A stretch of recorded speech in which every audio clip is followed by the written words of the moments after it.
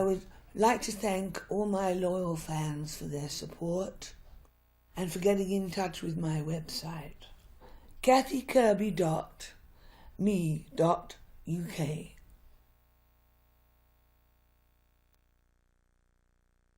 Someday he'll come along, the man I love, and he'll be big and strong, the man I love. And when he comes my way, I'll do my best to make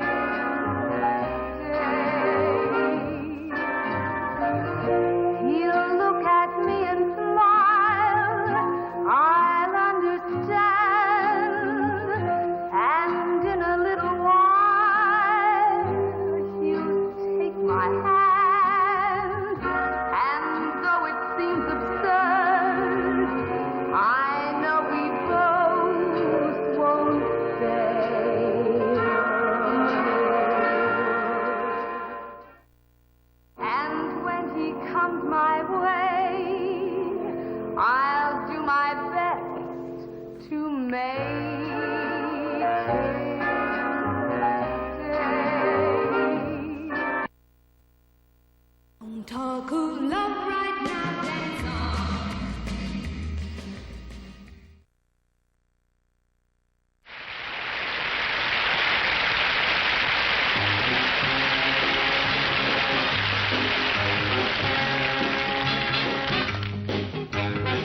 Sometimes I'm happy, sometimes I'm blue.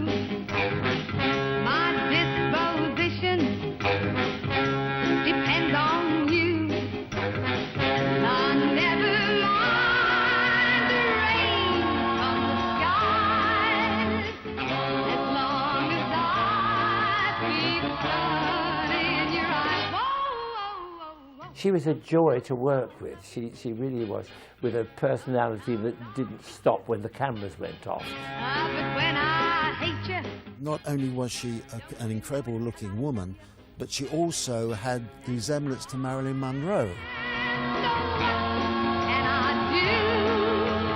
She always did look $1 million, on the show. Always.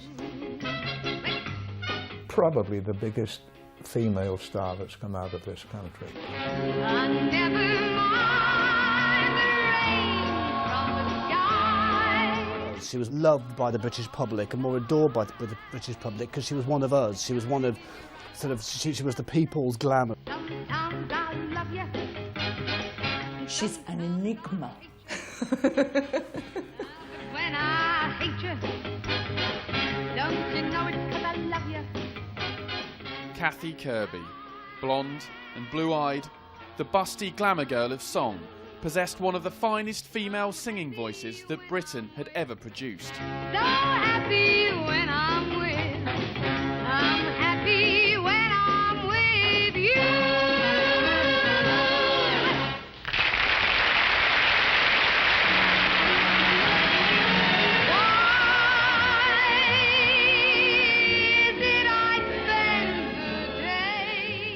With lips moistly parted, she belted out hit songs in classic cleavage-revealing hand-beaded dresses. When fame came in the swinging 60s, she certainly wasn't typical of that decade, yet she rapidly became one of its biggest stars, and indeed was the highest-paid female singer of that remarkable era. Thinking of you. Kathy was called Britain's answer to Marilyn Monroe, an echo of the glamour of Tinseltown and the old Hollywood movies Kathy loved watching as a child. Everything Kathy touched turned to gold, and very soon she was nicknamed the Golden Girl of Pop. At the pinnacle of her success, she could do no wrong.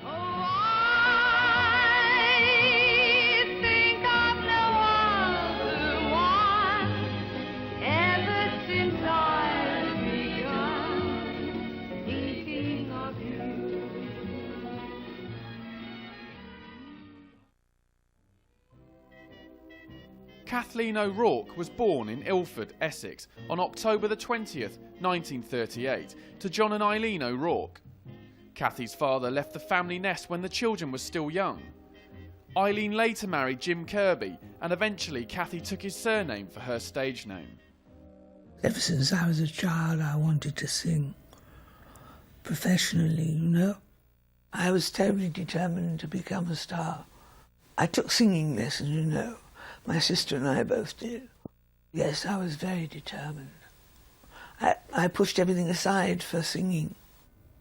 Well, I managed it. I kept practicing my singing. And then when I was about 16, Ambrose came to Ilford on a tour.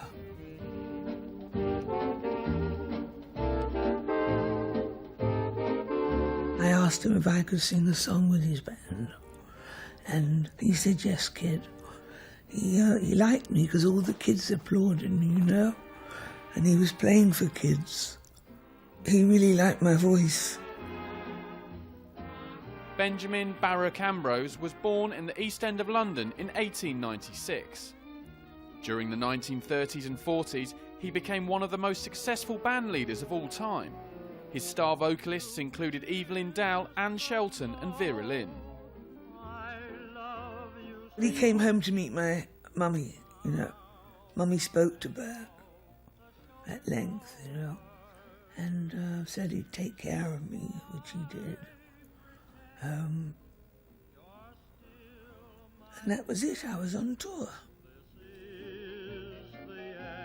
But I loved being with Ambrose. He had the most wonderful personality. He was never known as Bert, he was always known as Ambrose, or Mr. Ambrose to you. And he was one of those autocratic managers who really took over his artist's life to the extent that they really had no life of their own. We worked from 7 until 11:30 every night. And we worked Sunday as well. Worked 7 days a week. Well, I was just gaining experience all the time, you know, because I'd never sung with an orchestra before. I made a couple of boo-boos, you know, as you would do when you're just starting with a big band, wouldn't you? But I cottoned on very quickly. In about 2 weeks, I had more arrangements than the other two singers. Ambrose signed Kathy to a personal management contract, quite determined and confident he could make her a star. It was the beginning of a relationship that would bring the singer international fame, wealth and adulation. I'm gonna open up all of my doors, I'm gonna open up all of my doors, I'm gonna open up all of my doors and let the light of love come in. I was the big shot. I spent all my money on a small hotel. And then Ambrose said to me one day, I don't like the idea of you staying alone. I wouldn't stay in digs, I was always a little big shot. He said, I don't like you staying alone, baby, in that hotel. I think I better move you into my hotel. So then I got into a big shots hotel. And so it continued to tour. I had a great time. She had Ambrose looking after her, who was a very shrewd man, and directed her in the right way, and made sure that the lighting was good and that she looked good and that she wore expensive clothes. She looked like a star. She was a star. While Ambrose was in America in the 1930s, he found a girl called Evelyn Dowell, who was another very promising young singer. And if you see the makeover that Evelyn Dowell got, you'll see that it's very similar to the one that he gave Kathy Kirby. Evelyn Dowell got a makeover that pretty much made her look like Jean Harlow, who was the actress who preceded Marilyn Monroe, who, when Ambrose discovered his later model, Kathy Kirby, he made her look like Marilyn Monroe.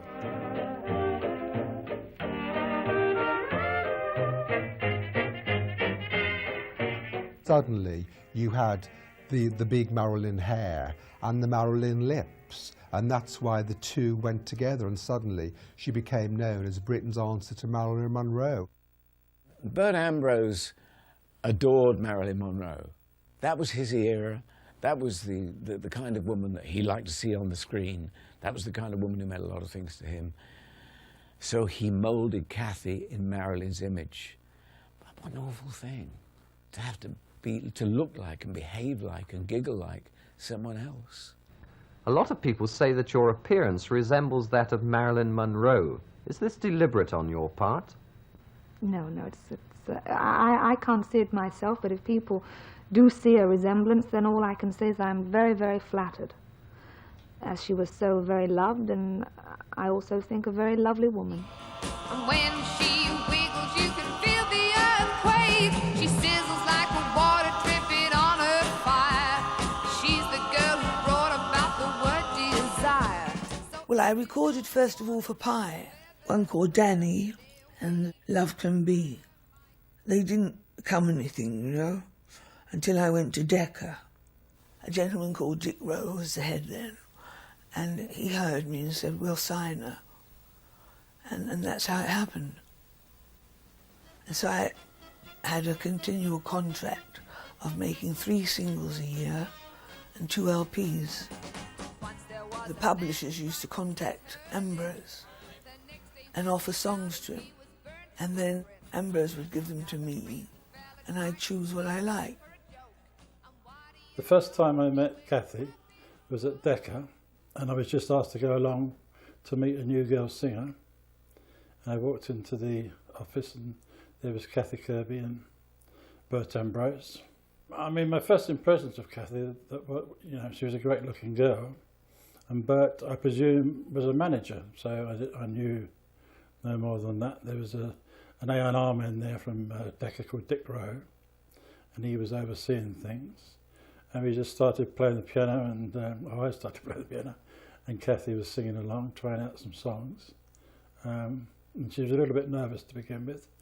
And Bert was very kind of low profile, was letting us get on with it. The first time she started singing, I thought, well, she's got a powerful voice, you know, which she has. And even in the lower registers, it's still very powerful, you know. In 1962, Kathy made a stunning appearance on the Morecambe and Wise show, Two of a Kind, for ATV television. Oh yes, let them begin, make them play. Let the stars that were there before return above you. The performance was seen by producers John Hamilton and Daphne Shadwell, who were putting together a variety show for Associated Rediffusion, which they hoped would recreate the happy atmosphere of a local pub. With her fabulous voice, glamour, looks and personality, the husband and wife team thought Kathy would be ideal for the resident female singer on the show. Hosted by Ray Martin and co-starring alongside Tommy Bruce, Al Saxon and Vince Hill, the first show aired on Friday the 31st of May 1963 and almost immediately Stars and Garters made Kathy a star. And each and every night I'll write you faithfully. It was incredibly popular, and people used to write in to say where was the pub, how could they get in to see it, and they really believed it was a pub, and incredibly real, and it became the top show for many weeks. It was #1. The set was marvellous to work in, brilliant set, and all the glassware and the glass doors and the mirrors, and then all these marvellous exits for cameras to come in and out of. We had 100 extras on every show. Kathy came across so well in that setting and that environment, and she looked so natural standing in the pub, and now and again, she didn't always like doing it, standing at the bar, having a chat with some of the customers or something. Kathy, looking back, what was the big turning point in your career? How did you become a somebody from a nobody? Well, Bruce, I think it was the start of the TV series Stars and Garters. Being seen every week, for 16 weeks first of all. Well, I think to the public then I became more of a person than just a face they see every now and then. I think all the money in the world couldn't buy the experience that I've had, and I'm so very, very grateful that I started so young and that I have all this experience behind me, as I've been through every facet of show business. Everybody wanted to know about Kathy. She was every man's fantasy, I think, then. I mean, it was all there, wasn't it? I mean, the lip gloss, the figure, the boobs, the blonde hair. It was just, she was this country's Marilyn Monroe, I think. Tell me you love me again, but this time slowly, 'cause you're talking too fast. Baby, much too fast. Squeeze me again, but this time slowly. After 6 weeks of me being on the screen, all of a sudden it shot right up in the 10 ratings. And they did a door-to-door survey. Why do you watch Stars and Garters?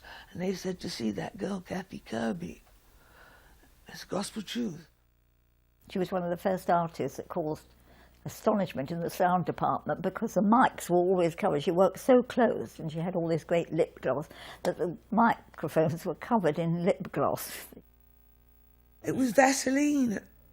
I just did it. I thought, I like my lips shining. So I put this Vaseline on, and it caught on television. And they went berserk over it. All young girls all were buying this lip gloss they brought out then. The Max Factor wanted me to advertise it, and Bert stopped that. It was getting very pressurised with Ambrose and her agent, and then the heads of the departments saying, we ought to give her more time, she's a star and she's a beauty, and something. And people, our poor rest of cast, who were very good and all contracted anyway, being paid, were being backed off to either all finish up singing a song together, a chorus song, and all joining in. And in fact, it was absurd, because they were all entitled and contracted to sing a song themselves, but they were all ending up as a sort of chorus line. So her agent, Evie Taylor, who was certainly a very, very powerful lady. There was one great moment when there was a girl in the show called Debbie Lee, and Kathy was really making it by then. She was really coming out as the star of the show. Everybody wanted to see her, And Evie Taylor came in. She said, there's only one blonde on this show, and that's my girl. I don't want another blonde on the show. And it caused ructions, And Debbie Lee was the other blonde. And she was natural blonde as well. And she was made to wear a wig that night. They had to rush round in the studio somewhere and find a wig that she could wear. And the poor girl was absolutely in tears. She really was.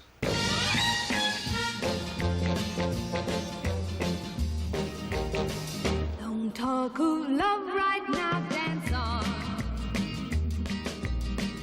Although the lights are low, forget it. Wait till Dance On was an interesting record because, of course, it was an instrumental hit, The Shadows. And I was talking to Bruce Welsh yesterday, who happens to be a close neighbour, and I said, do you remember Kathy doing a version of your instrumental hit? He said, yeah, we were really surprised that she did it because, of course, it was only about 6 months after we'd had a #1 with it, and then she comes out with a song that has a lyric, and it became a hit all over again. No, the night has just begun. So I remember recording Dance On. Peter Sullivan thought it was a good idea, and of course Dance On went on to sell over 250,000 records, so we must have done something right.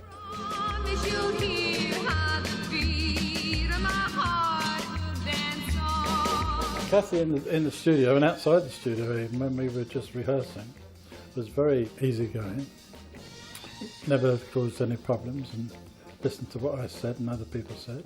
She just used to do what she was told, basically. I mean, she wasn't a problem. I remember that she often liked to sing in the dark. You used to have all the lights off and maybe just a little light over her shoulder shining on the lyrics. And she used to love doing that. So often I'd be in the studio close by on the piano, and Bert Ambrose and Peter Sullivan would be in the box directing things from there. It always took forever to rehearse with her because she used to have to do her hair and things like that, but always in a very nice way, in a very homely atmosphere.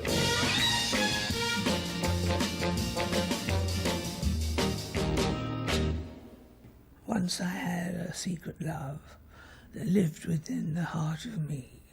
All too soon my secret love became impatient to be free. So I told a friendly star, the way that dreamers often do, just how wonderful you are and why I'm so in love with you. Now I shouted from the highest hill, even told the golden daffodils. At last my heart's an open door, and my secret love's no secret anymore. They're nice lyrics, aren't they?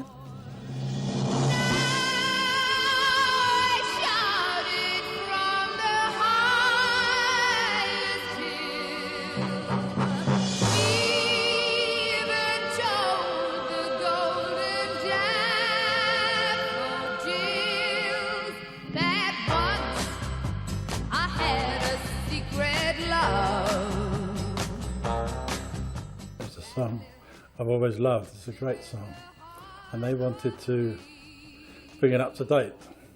At the meeting I wasn't too sure how I was going to do that, and when I went home and a few days later sat down and did the arrangement, I still wasn't sure. I tried something different.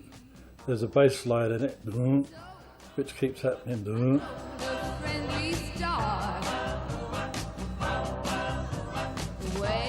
And Secret Love is set to a dance beat, and that's why it became, I think, probably more successful than Doris Day's original version. Because it was just something the kids could dance to. Everyone was raving about the arrangement, and Kathy and Peter and other A&R people popped in to hear it, and by the reaction you could tell that it was pretty sure it was going to be a big hit.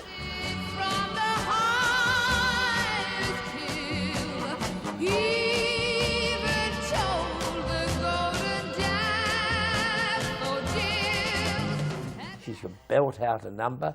I mean, like, you know, the Secret Love, that wonderful number, which, funnily enough, is a Doris Day number, but she made that number her own in this country, and was one of her biggest hits. Now I shouted from the highest hill, you know.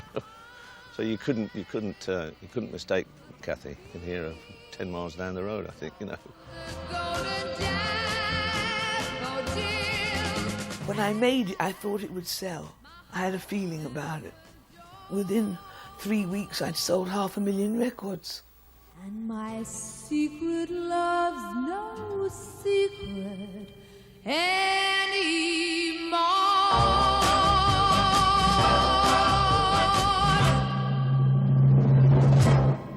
Of course, she had this belting voice. And, you know, it really hit you at the back of the stalls. And she knew how to deliver a song.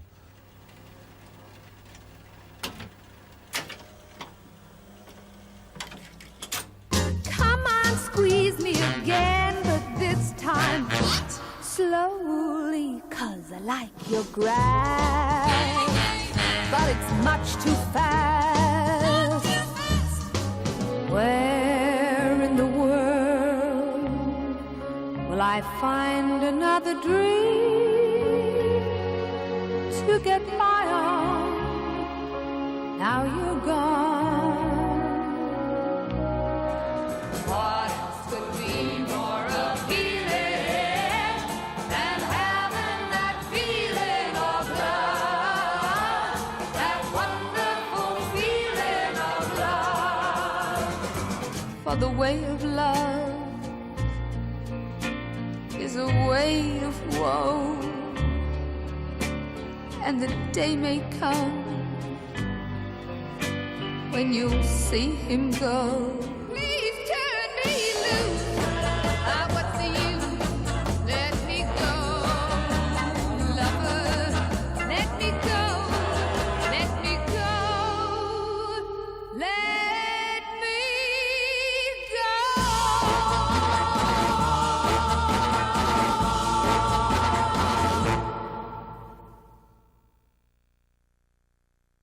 On stage, Kathy was a consummate professional. You know, I mean, you could see that she knew how to project from the stage. You know, she'd been taught that working with Bert Ambrose for 3 years.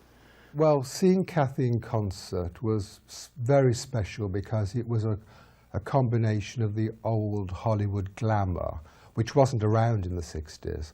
I mean, a very, very, very glamorous image, combined with really one of the most remarkable voices that I think this country's ever produced.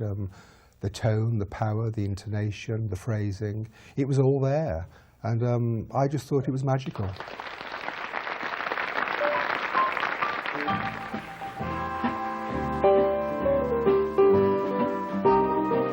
Let there be you, let there be me.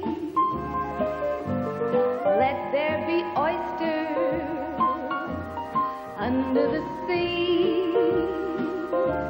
Let there be wind and occasional rain. Chili con carne, sparkling champagne. Let there be birds to sing in the trees. Someone to bless me whenever I sneeze. Let there be cuckoos, a lark and a dove. But first of all, please, let there be love. Out of her comes this voice. You see this sort of girlishness, this vulnerability, even though she has the makeup and the lipstick, the glossy lips, and the hair and the dress. There's something very kind of fragile and very girlish about her. Looking back on clips of her and things now, I think that she was kind of better than a lot of the other so-called 60s singers of that time. She must have been one of the top earners with her television shows. After 3 or 4 weeks doing Sunday night at the Palladium, I was one of the biggest names on television because we only had 3 channels.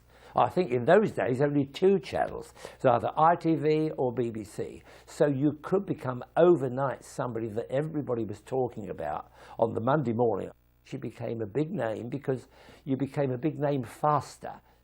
Kathy was not off the television in 63 or 64. I mean, 2 or 3 performances per week. I mean, you know, you turn the television on and she was constantly there on either the Stars and Garters or guesting on the Arthur Haynes show or another show, and then you turn the radio on, they'd be playing one of her records. So she was in your face all the time. Lucky day, you know darn well. Kathy Kirby, she's a great star. I can't give you anything but love. She's a star with a beautiful complexion. To care for it, she always uses Lux. Lux? Yes, it's so creamy and soft for my complexion. I love its mildness and wonderful perfume.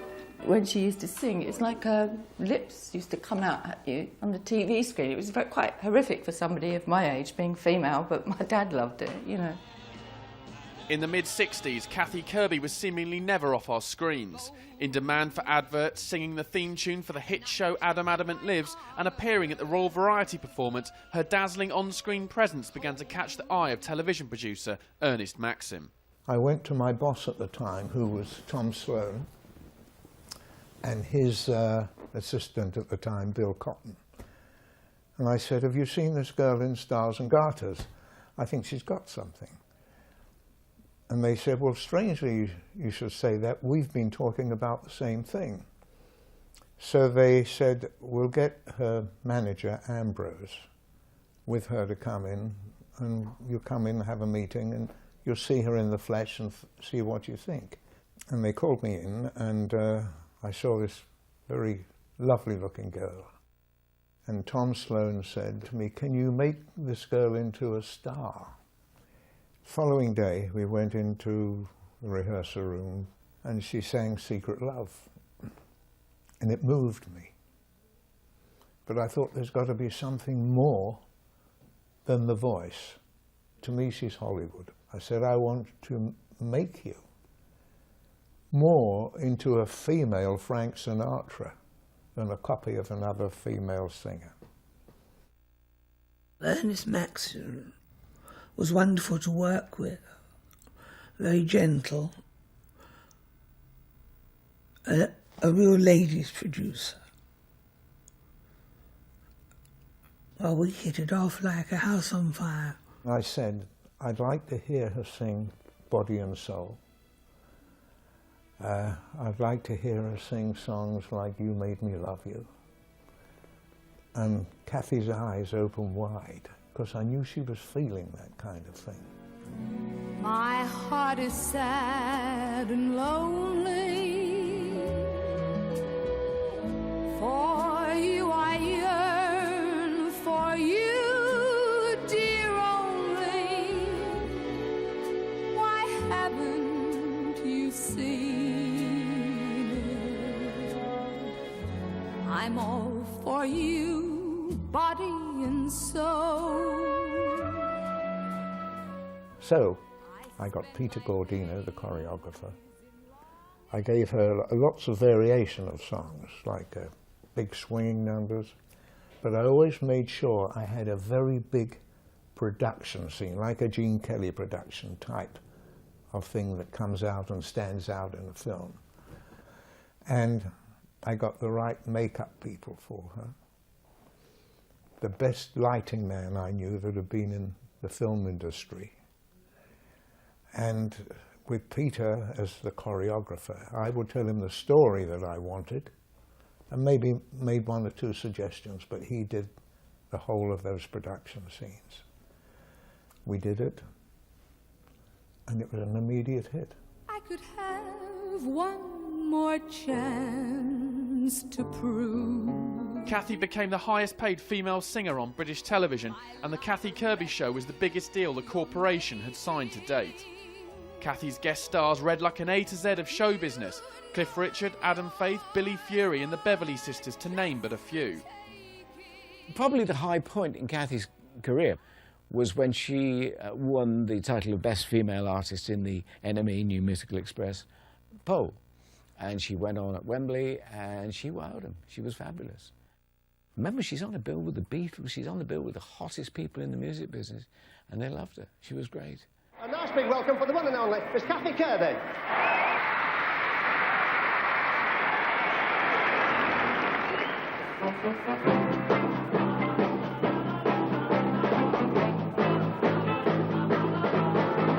Let's go swinging along, dancing round and singing a song. Have a ball, you can't go wrong, like they did in Acapulco 22. Well, let's down to the stand and listen to a rock and roll band. Stamp your feet and clap your hands like they did in Acapulco 22. Although the sound was old-fashioned when put against the emerging Beatlemania. Because she was so devastatingly attractive and had this wonderful voice, whatever she was singing, the public really took her to heart.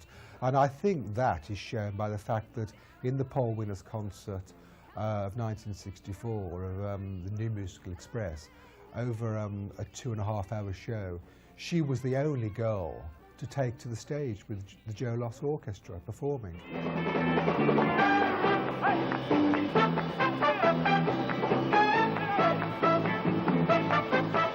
She was just an obvious professional, you know. You could see that she could do it, you know. She knew exactly what she was doing in front of a band. And it wasn't easy for girls, of course, either in those days. You know, it wasn't easy for a girl to get a good run at things. Time in 1922, he was singing and a swinging and a moving along. We're showing we can move along in this year too. Come on, and hear that beat. They're even dancing down in the street. Come with me and you're in for a treat, like they did in Acapulco 22.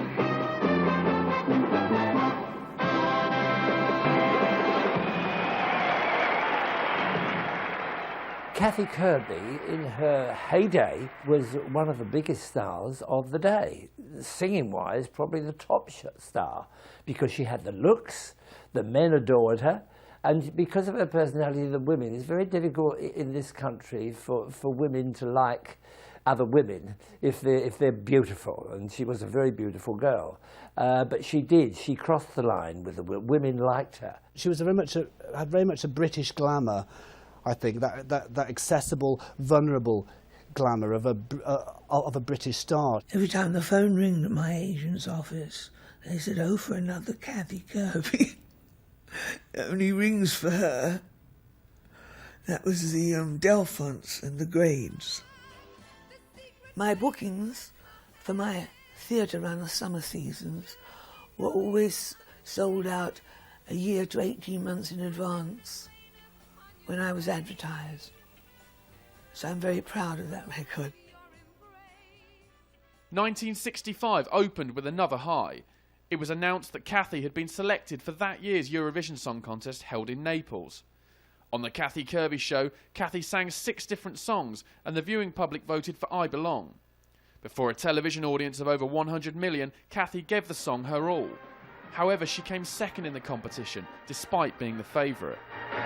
I belong, I belong, I belong.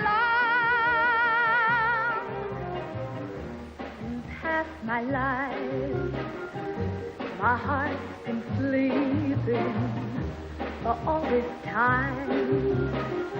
My love's been keeping, but now my heart has recovered from past affairs. Kathy flew to the United States in May 1965 to appear on the prestigious Ed Sullivan Show.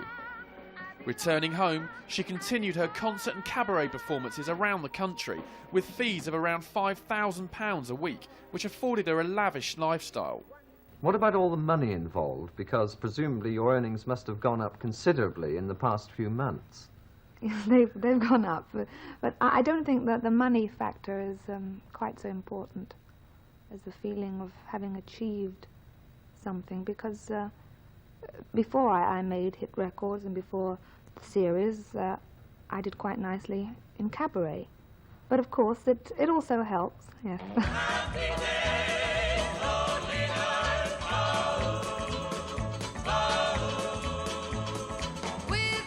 Old Bert took me to all the fashionable restaurants.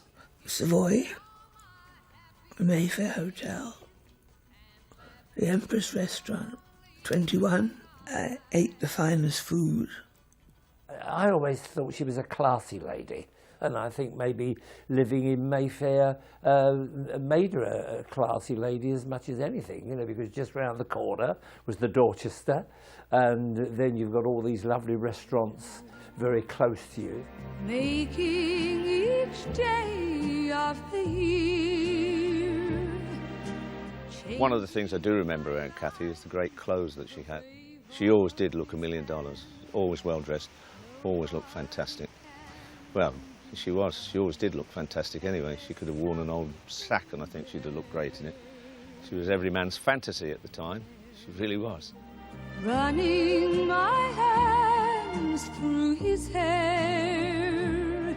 She lived in the most glamorous apartment just off Berkeley Square. It was a fabulous place, and it was, it had a spiral staircase between the floors. She had one room, a freezer room for her furs. Lived a very glamorous life. I had 8 furs, diamonds. I had quite a lot of luxury. A man and friend of mine made all my clothes. Oh gosh, we did so many gowns, it's untrue. We used to have them hand beaded. We used to go up to about £500, £800 and 1,000. That was a lot of money in those days. Anyone in the business will tell you how generous Kathy was. I mean, there are stories of her going into a recording studio and one of the girls behind the counter admired one of Kathy's fur coats she was wearing. On the way out, Kathy would throw it at the girl and just say, "Enjoy it." Everywhere, knowing that love is to share. She looked very much how I presume Bert Ambrose thought his secret love would be. You know, it was his invention. And she would dress and behave and look the way he wanted her to look. I feel your arms around me.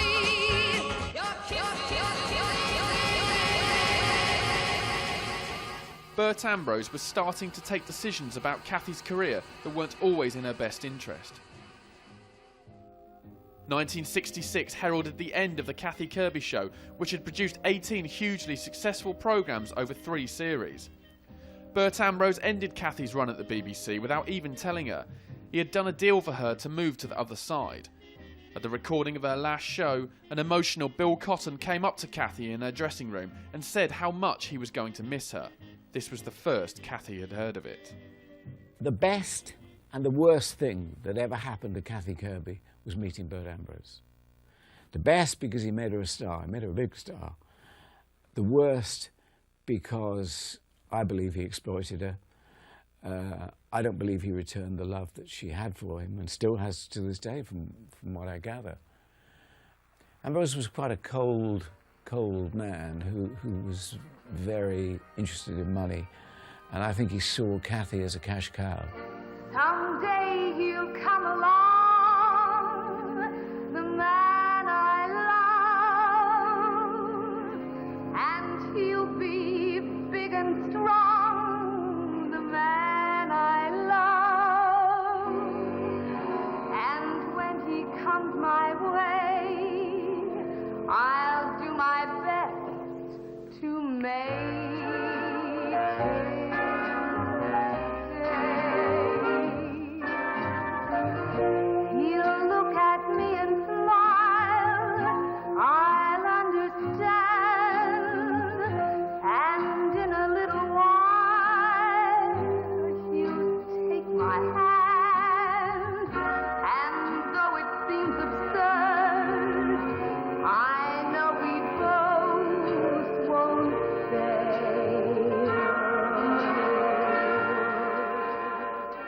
When I was 16, I started to become very, very attracted to him.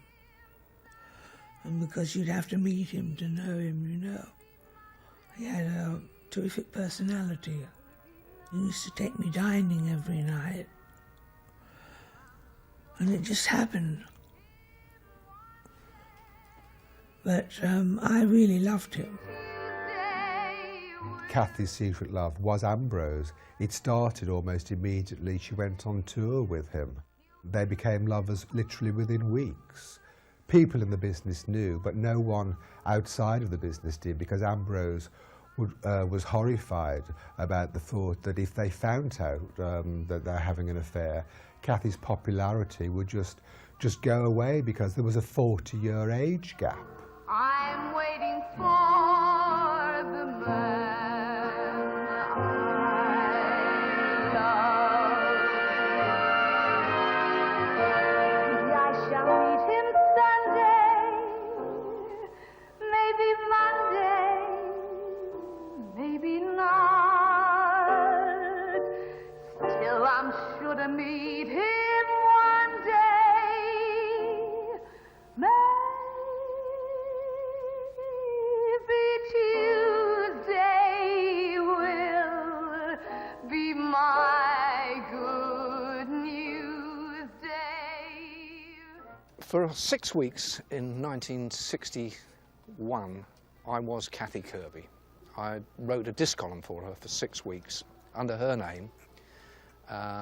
And each week we span platters, as we called them in those days, and Kathy reviewed the latest singles.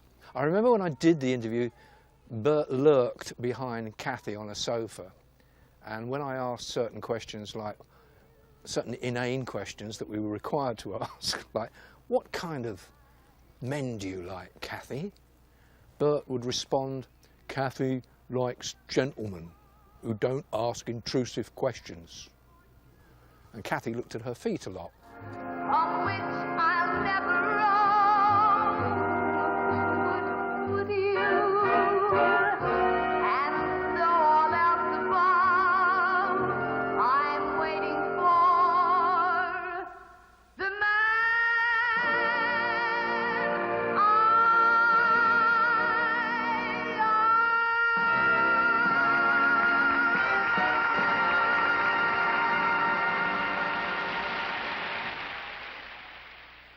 She had this manager that stopped her from fulfilling her potential, that had sort of held her back and kind of was either very protective over her or very controlling over her in a way, like a Svengali figure that wouldn't let her kind of appear on certain things, wouldn't let her do certain things, wouldn't let her kind of blossom really as the kind of great British treasure that she should have been. Apart from going on stage and doing her 45-minute spot, she was locked in a hotel room. She lived a hermit's life with him, and when I was touring South Africa with her, I didn't see a lot of joy in her face, apart from, when she was on stage. He wouldn't let Kathy have a social life whatsoever. She was literally locked up in her apartment in Mayfair after a performance, and he'd go back out gambling till 4 and 5 in the morning. I think the reason why Kathy Kirby was highly paid is because of Bert Ambrose. He was obviously a very, very good manager, and he was. He was her guru, and of course he got her to be the highest paid performer in Great Britain. Kathy was like the Queen. She never had any money in her pocket. Ambrose never let her have any money. If she wanted something, she would tell Ambrose, and Ambrose would go out and buy it for her. Bert Ambrose was the kind of front for Kathy. He was in the man's club, and he'd been in it for a long while, and he knew all the record company people, so she let him control her life to the extent that really she lost control of it. Big mistake. Supposing all this success came to an end abruptly, what would you do? Well, I don't think that I ever take anything for granted, that I'm not floating in the clouds about it all, because I realize that anything could happen, that it could come to an end as quickly as it started. I haven't really thought about what I'd do, but that's life. When I first met Kathy and Ambrose, they were living in a wonderful house in Lee's Place, Mayfair. It was a choice house, a beautiful house, still is. And then suddenly it was all gone, and they were moving around. I got different telephone numbers, different addresses. I never went to any of the other addresses. Lee's Place went. It was obvious that things had gone belly up financially. There was Ambrose going out late every night into nearby Crockford's and wherever and gambling the money away.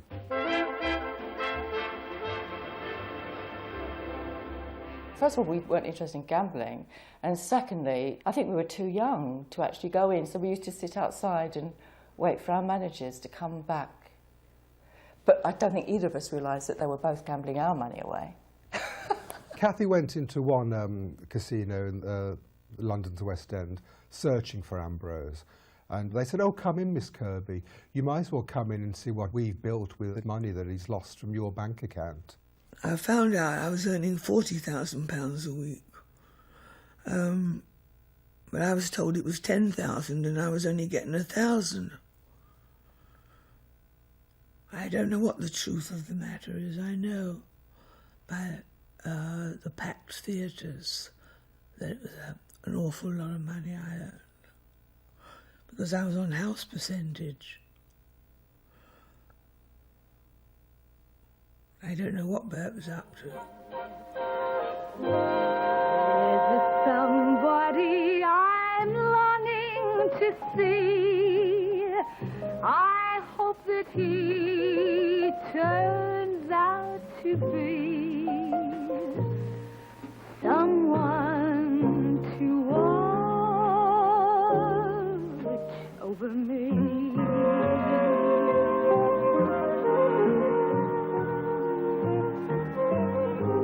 I'm a little lamb who's lost in a wood. I know I could always be good to one who'd watch over me. She had a very different kind of career path to me, whereas mine was kind of like very kind of teenage and hip and cool, and hers was completely the opposite. So because her audience was more mature, and she did show-busy kind of stuff. I kind of imagine her as a singer that you would see in a very typical velvet-lined nightclub of the late 50s, early 60s, like a Café de Paris or Talk of the Town. She was very much that kind of singer, I feel, as opposed to being a ready, steady, go kind of figure. Ambrose always selected the songs that Kathy should sing. And basically, they were old-fashioned by the time Beatlemania and the swinging 60s was in full flow. I mean, Cilla, Dusty, Sandy Shaw, they were all doing contemporary numbers. Kathy was recording cover versions of hits that previously made famous by the likes of Teresa Brewer and Doris Day. And she was very rarely offered contemporary numbers. You do something to me that nobody else can do. We started to struggle a little bit on songs, and we had the Beatles coming up and things were happening, and trying to find a song that was, you know, commercial. There's lots of songs that Kathy could sing, but something that would hit the charts. Kathy really just didn't have either the image or that kind of sense that Dusty, Lulu, Cilla and Sandy Shaw had, who were kind of icons of that period. They had the hairstyle, they had the dress sense. I think Ambrose was still locking Kathy into a kind of 40s, 50s image that really was no longer appropriate. There was a song I said to Bert that was sent to me, You're My World. And I said, Bert, this is a smash hit, I can't wait to do it. Well, he said, nah, it's no good, kid, that song. And Cilla Black did it and it became a #1. I knew it was a smash hit. Come back, come back to me.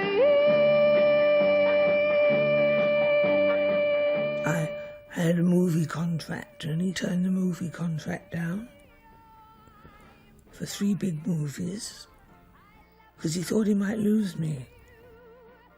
Why she didn't become an actress, I don't know. She had a great singing voice and a very big following worldwide. And she was probably the biggest English singing star we'd had for years, maybe for all time. And I said she should now follow to becoming an actress that sings. I mentioned this to Bert. He made the decisions and I didn't want to interfere in that. I know she wanted to be. But I said, your boss is your manager. It's between you and him. But she never did become an actress. That should have been the next step.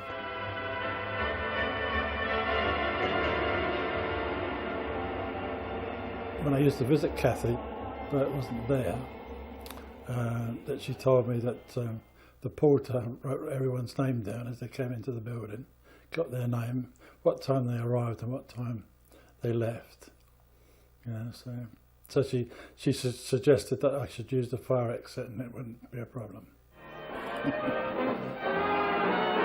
Gotta give a little, another Jew, take a little, another sunny, and let your poor a heart honeymoon, break a little. another season, That's the glory, another reason that's the story for making a whoopee.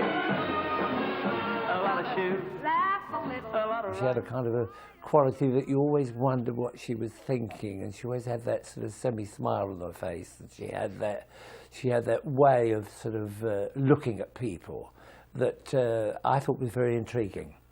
She always looked as though she was missing something, and I think that something was because she had a manager instead of a husband. That's the glory, that is so willing that's the story for of picture a little love nest down where the roses swing. It was quite obvious that Kathy and Bruce were as close as this, as they used to say in NME parlance. They used to put the words, Kathy and Bruce Forsyth as close as this, and run the words together. He's washing dishes, Give a little, and baby clothes. take a little, He's so ambitious, and let your poor heart break a little. and don't forget folks, That's the glory, that's what you get that's folks the story for making a whoopee, a whoopee. The quote that she said she should have married me. Now that doesn't mean to say I asked her to marry me. I did see Kathy quite a few times. We became very friendly, and we didn't see each other because of her career, because of Ambrose and all that thing was going on. But no, I think if we'd have known each other a bit longer, maybe it would have developed into something else. Give, take, poor heart break. I really loved him, and I did have some affairs. Bert stopped making love to me, and I thought he didn't love me. And he did. I think he was just becoming a little impotent, you know. The result of my affair with Bruce made Bert very ill, you know. So I broke it off with Bruce, naturally, because I couldn't make Bert ill. One of the nice things about having your own show is you can have people on that you've often admired. And this young lady that's coming on next, I've often admired her, believe me. Ladies and gentlemen, meet Kathy Kirby! In 1971, I was booked to do a television show in Leeds. And Bert and I were in the studio. And the next thing I knew, I saw Ambrose lying on the floor. And of course my heart stopped. I'm gonna love you like nobody's loved you. Come rain. Ambrose was rushed to hospital. But ever the showman, he insisted Kathy record her spot. At the studio, Sid Lawrence, who had worked with Ambrose in the old days, took Kathy to one side. And just before the camera rolled, he quietly said, "Make this one for Bert." I guess when you met me, it was just one of those things.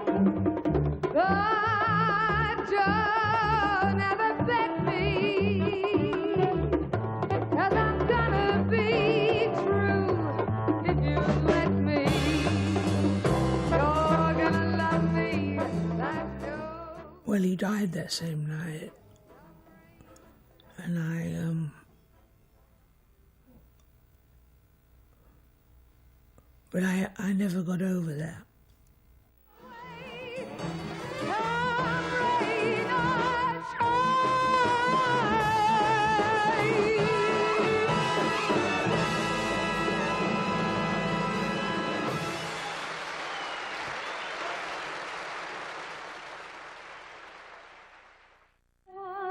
Once I had a secret love,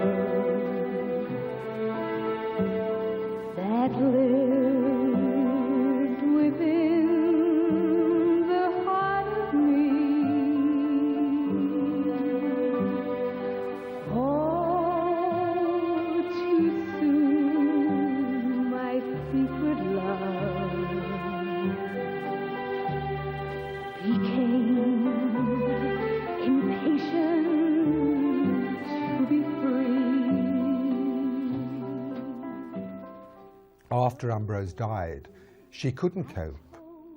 She'd led the life of the Hollywood stars that she'd seen in the cinema, and without Ambrose, she was back into reality again, and all through those heady days of the 60s, she wasn't living in the real world.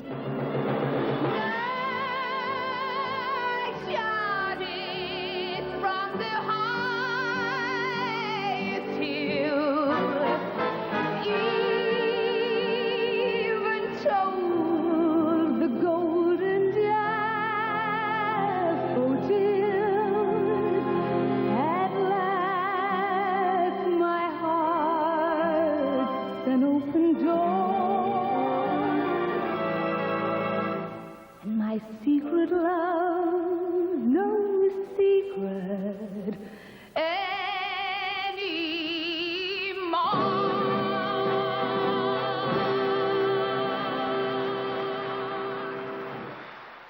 When he died, there was nobody to take that position, and she very quickly worked less and less, or didn't work at all, and perhaps started to drink a bit. I used to take a lot of antidepressants to make me numb. And then I started to adopt Bert's mannerisms. You know, as if I was turning into him. That's how I managed to cope. Bert not only took her under his wing, he took her under both wings and suffocated her. I think she faded quite simply because she was undermined by the fact that Bert Ambrose had died, and she lost the guy who was her mentor and her father figure and her manager and everything else all in one go. And then she discovered that the guy that she trusted all those years to be her financial guardian had, in point of fact, actually mishandled her affairs, and that's the polite way of putting it. These people have always been very dangerous in our business because they can completely destroy not only a career, but destroy a life. It's very sad. The more I delved into my accounts, the more discrepancies I found. And then it got deeper and deeper and more. You know, I couldn't believe it, and it was almost mind-blowing. She just went into a decline and hid herself away. And it's such a pity because she's a great talent, you know, a very great talent. Why did I let him go? Why? I ask myself, will I never learn? Why? It was a great shame that she's had a bad time with the press at the time when she needed somebody to bolster her and give her some, you know, some help. So there's been all kinds of stories. Sometimes there's a little bit of truth in a story, sometimes it's completely made up. But it's very sad that she was hounded at one time, and I've had a bit of that, but nothing like she's had, because when you get it personally like that, it can be very hurtful. And it makes you sort of think, well, is it all worth it? I ask myself, will I never learn? I was watching Kathy Kirby in the documentary, and I thought, how it's got to this stage, you know, someone should be looking out for her. And I thought, I feel I had to do something about it, you know, or try to help her in some way.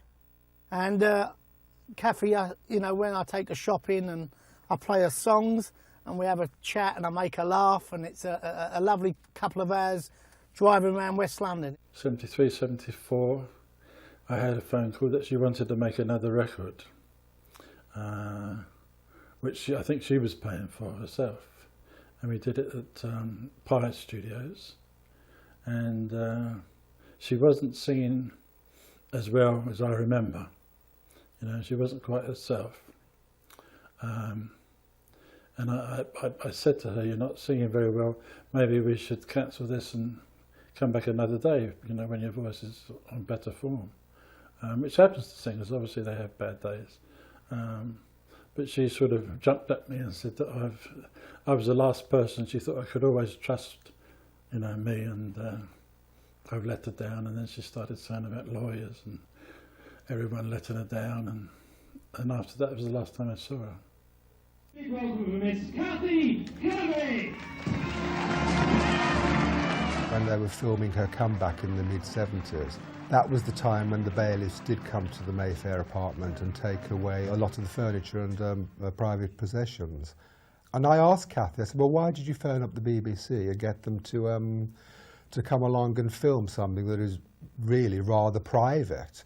You'd want to keep that away from the public eye, I'd have thought. And she just smiled to me and said, I think I must have had a doolally moment. I phoned the producer and they said, we'll be right over, Kathy. And that's how it happened. I was doing a show for the BBC at the time and they broke in, you know. They knocked the chain off the door. My legs went paralysed for the moment. And the doctor upstairs said to me I could sue the hell out of them for this, Kathy. They're damaging you mentally. That made prime-time television again, didn't it? I don't want sympathy. Oh, no, God, no, no. But you must bear with me because I'm still shocked by it all. Gosh, it's binoculars to see this woman in this situation. And it could have happened to anybody. You know, it's a wonder that more people don't get in this situation. When I used to hear the stories of how she was doing and what was happening to her, I felt ever so sorry for her because she had been a big star. She had everything going for her. And we had some laughs and time together, and I was very, very sorry. And I think it was a terrible waste. Where in the world will I find another shoulder to cry on? Now you're gone. Where in the world will I find another dream to get by? 1975, I met a man called Fred Pye. He was a journalist, and within 6 weeks we'd married. While he was taking care of me, actually. He stopped me working, which I had never done. But the rest did me good. We used to argue a lot. But he was a nice guy. The newly married couple settled in Brighton. It was the first year in Kathy's career that she had virtually no work on stage. Instead, she concentrated on being a housewife. Sadly, the marriage was only destined to last for 2 years. He went out and he never came home. That's how it happened. And I think the indignity of it, after a couple of weeks, I said, well, that's it, I'm going to divorce him. Because I couldn't forgive it. You know, he didn't tell me where he was. And I'd been out of work and he left me without money. Well, I came on to divorce him then. And I went back to work. I think it's safest for me to work. Ladies and gentlemen, international singing star. First time with the Wheel Tappers and Shunters Working Men's Club affiliated, Kathy Kirby.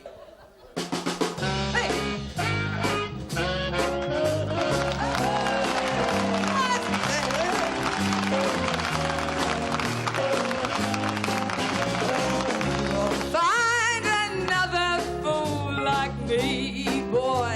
And no, we won't, boy, who'd sit around all night and wait for you. Kathy tried unsuccessfully to kickstart her career again. Although she still had her remarkable voice, stage bookings and TV appearances were few and far between. She began to play to smaller and smaller audiences in cabaret clubs. I adopted different acts, you know. In the cabaret clubs, I used to get more witty because of heckling, you know, answering back. So I developed another side to my personality then. Thank you, please. Miss Kirby has asked me to announce that her lipstick is by courtesy of magical polyurethane. The song I've been dying to. We found ourselves at a theatre in Chesterfield or somewhere. And we go up there and we rehearse. And somebody said, Kathy Kirby's arrived. It's okay, I'm just finishing my sound check. So I go and I knock on the door. And this lady opens, and I think she's the cleaner. And I say, excuse me, is Kathy there? Oh, don't be bloody silly, she said. It's me, darling. And it was Kathy Kirby, and I didn't recognise her. She had deteriorated somewhat. Cruel thing to say, but she didn't look the same Kathy Kirby. The show starts, she does a rehearsal and it's not good. She hadn't got band parts at that time. And even the big hit record she didn't have parts for. And my piano player said, well, I'll write them out for you. We couldn't find any paper. He actually wrote Secret Love out on a fag packet. And she comes on, and it got worse and worse and worse. She was just like watching Judy Garland. It was all over the place. Hold it. I can't hear a thing. No, hold it. I said hold it. Without a song, without a song. Where's the sound man? Could we put, take the treble off the microphone? I sound like Pinky and Perky at the moment. Where's the sound man? I suppose the worst decade for Kathy would have been the 70s, because on top of the bankruptcy, she was made homeless, and then she was charged with non-payment of a hotel bill. The magistrate who she was up before had found her some accommodation before the case got to court. The actual place was a mental home in Muswell Hill. She was in her own security room, away from everybody else, but because I was there, they kept the door on the jar. And it was very funny, because this woman, we were just chatting, and this woman came in the middle of it and just pushed her off the bed, turned the mattress over and said, "What have you done with my music?" Kathy's saying, take no notice, take no notice. She's on the floor, right, because the woman's just thrown her out of the bed. And so I'm trying to take no notice, but this woman is just rummaging around everything in the room, and finally she gets tired, and the woman goes out, and she said, "Oh, that's Edna. Don't worry about her, she's mad." When she went back to court and was subsequently found not guilty of the non-payment of the hotel bill, the magistrate did apologise and say, "Miss Kirby, I wasn't aware that it was an institute like that," and he gave his sincere apologies. But it must have left a huge scar on her at the time, I'd have thought. Because I work looking after artists as a psychotherapist, I feel very protective about her and don't want people to harm her unknowingly, because they just don't know or understand when somebody's not quite together. Well, I took over the reins of her career in '83, after all the bad press that she'd had in the 70s. She'd become then as infamous as she was famous. She was appearing regularly on television in the 80s and in clubs and theatres around the country. She was still recording. When she was giving press interviews, the journalist always wanted Kathy to hark back to the dark days of the 70s. Kathy, we'll come on to what looks like a promising reversal of that trend in a moment, but first, can we get back to the last sort of decade, really, which has been pretty disastrous? How could it happen? Are you to blame, or are you a victim? She's like a little girl. She's never grown up, really. She's kind of stuck. She's stuck. She wasn't allowed to mature herself while she was with Bert, because she just had to be his cipher. So you never really saw the real person, and I think that's why I enjoyed my time with her when she wasn't well, because I think she was more real during that time. So I don't think anybody knows who the hell she is. I don't know if Kathy does, to be quite honest. The sound of applause is delicious, and it's a thrill to have the world at your feet. The praise of the crowd, well, it's exciting. But I found that it's not what makes a life complete. With a talent like that, I think the fans sometimes have felt shortchanged, really, because there would have been so much more to give Because, you know, who retires in their early 40s? You don't. She was at the peak of her powers. My last television appearance was in Blackpool, and it was being shot in a pub. When I did the show, I just stopped working. My thanks to you for every memory. My thanks to you. My thanks for everything we've loved to share. For all the joy you bring.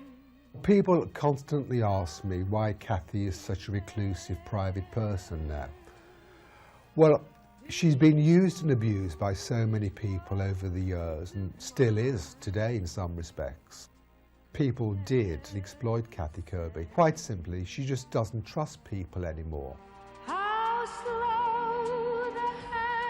I didn't think I could ever live alone. But I found, you know, an awful lot of happiness in this flat. I don't feel lonely.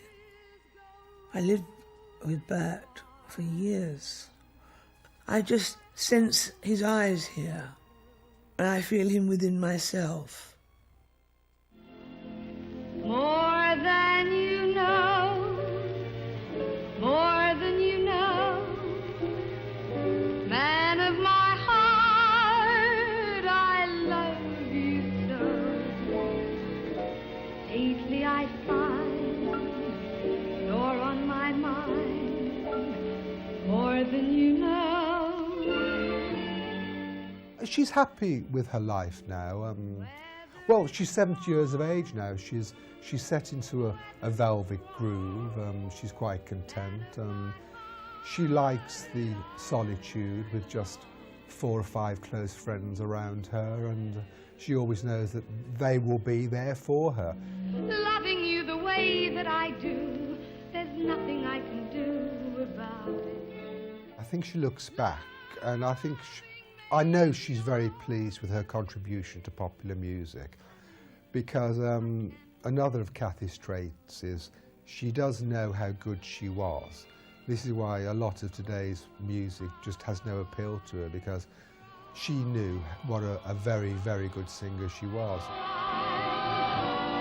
If you got tired and said goodbye, more than I'd show, more than you'll ever know.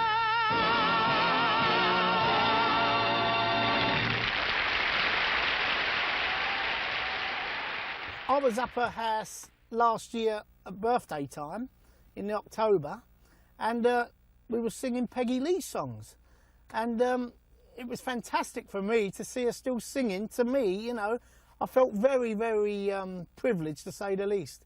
But in saying that, her voice and her range was still there, and you know, it was still hitting them notes, and I'm looking with my eyes wide open thinking, if people could see what I've got here now in front of me, a performance by Kathy Kirby that hasn't been seen for the last 20 years, for me, I will take that away with me for the rest of my life. Can't help loving that man of mine. Sometimes I'm happy, sometimes I'm blue. Everybody remembers her. You can't forget Kathy Kirby. She was the bubbly girl who came on television and everybody loved because she looked so happy. I'll always have the happy person that I work with in the studio, and the, you know, as they say, the lip gloss and the Marilyn Monroe image. But she could sing, you know, and bloody well. Most people try and work at that image, you know, actually take a lot of sort of like PR people, you know, to get to that point where you become an enigma, but she actually is one without trying. I'm happy when I'm with I think there was an actress there dying to come out, and I don't think the actress was ever given a chance. And if you're an actress, you can go on forever. Kathy Kirby, to me, will always be that marvellous blonde hair, which always looked wonderful, those great pushy lips, which looked wonderful because they were new and different, and her energy. I would love to have directed her in a play, and where the songs were written for the various parts of the story. Then I think she would have become probably the biggest female star that's come out of this country. You hear all the names of the 60s, the Dusties, the Stillers, the Sandys, the Pat Clarks, maybe, and you know, and Kathy Kirby was there amongst them. My God, was she knockout gorgeous. Kathy Kirby, wonderful looking lady.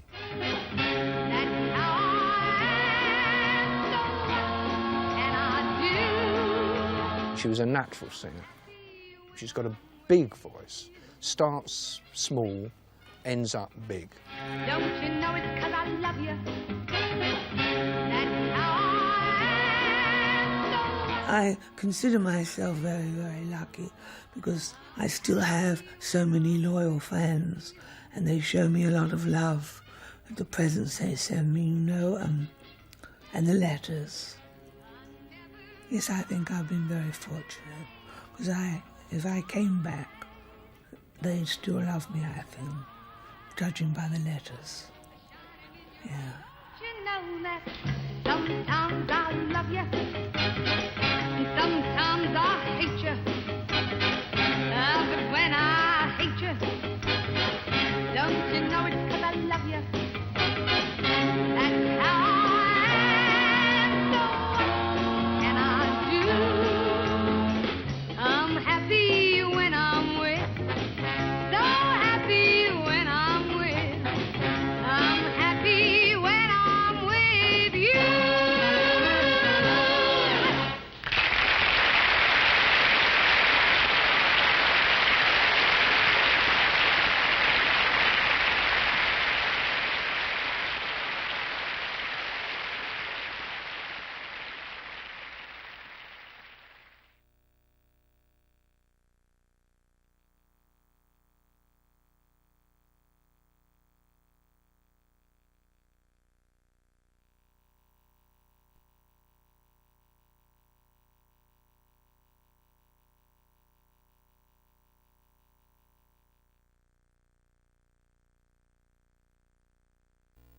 And when he comes my way, I